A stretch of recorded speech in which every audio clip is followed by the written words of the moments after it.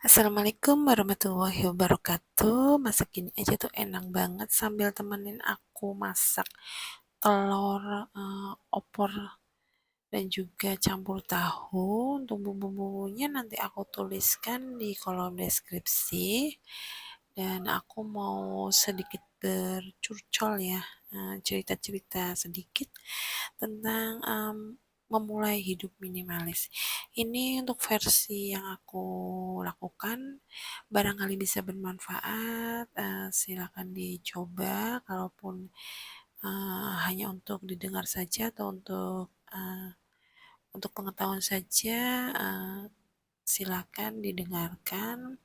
Kalau bermanfaat, silakan digunakan. Kalaupun tidak bermanfaat, bisa di skip ya. Untuk hidup minimalis sendiri adalah fokus pada yang benar-benar penting dan menghilangkan sisanya atau yang tidak penting itu dihilangkan.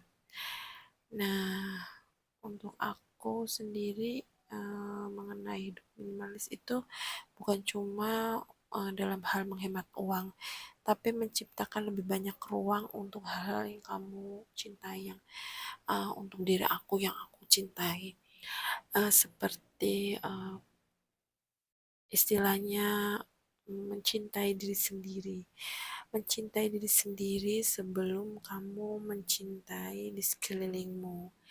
Dan untuk caranya aku menyortir barang-barang yang udah sekitar 1 tahun itu sudah tidak dipakai. Aku biasanya aku sumbangkan atau mungkin aku jual sebagai barang longsor, ataupun mungkin kalau ada yang mau aku persilakan untuk diambil.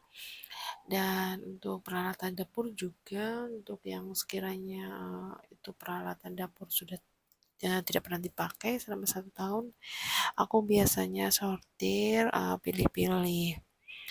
Dan untuk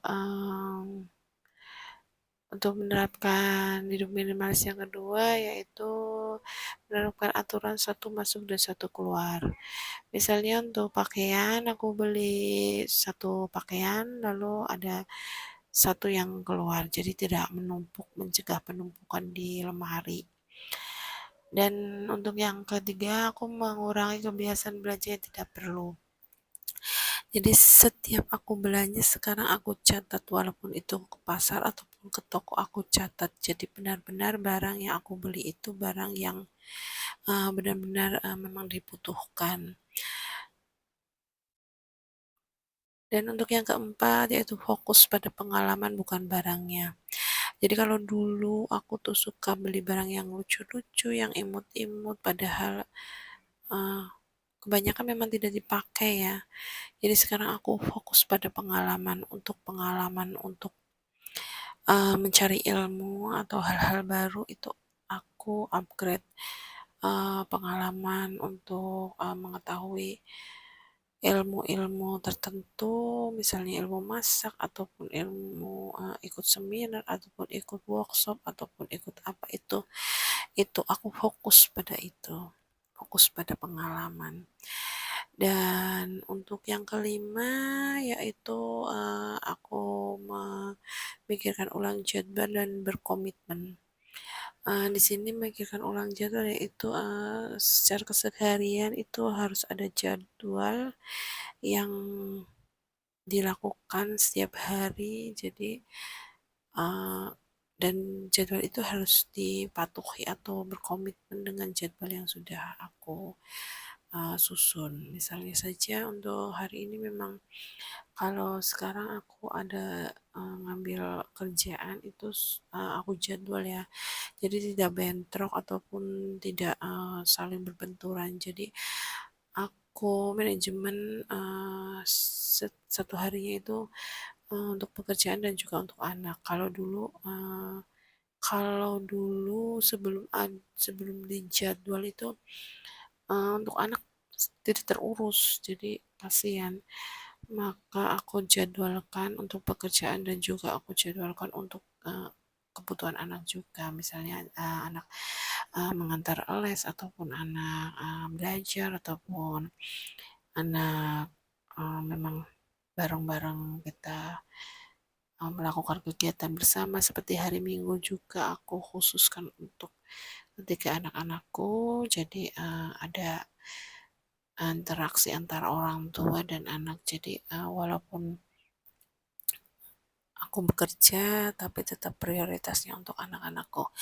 Nah ini, sudah mulai matang, sudah dimasukkan bumbunya, bumbunya juga tadi sudah, mendidih airnya, sudah tanak, lalu dimasukkan telurnya dan juga tahunya. Ini tuh rasanya gurih banget, kalau teman-teman mau pedes bisa ditambahkan, bumbunya dengan cabai karena ini untuk anak-anakku juga, jadi aku, untuk sambelnya aku pisah. Aku tidak buat sambel sih, cuma aku beli sambal yang terasi itu yang satu sasetan yang di sini 1.500 di toko. Aku pakai itu aja tuh udah nikmat banget, enak banget. Pokoknya apapun masakannya dimasak dengan cinta dan juga, dengan kasih sayang pasti rasanya pasti enak banget. Kalau ingin tahu resepnya, nanti di kolom deskripsi saja.